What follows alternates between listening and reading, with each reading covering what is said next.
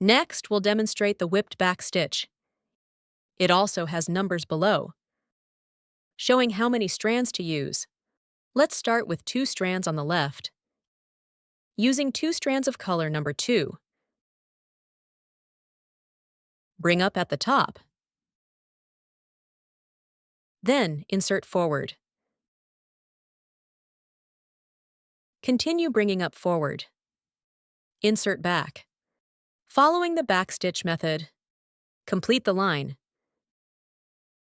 Then bring up right next to the end. Pass through the back stitches just made.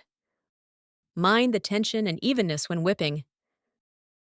Too tight or loose will distort the stitches. Insert the last stitch. The 2-strand whipped back stitch is complete. The 6-strand pattern follows the same process, using 6 strands of color number 6. First, make a row of back stitches. Insert. Then bring up right next to the end. Pass under the back stitches just made, whipping through.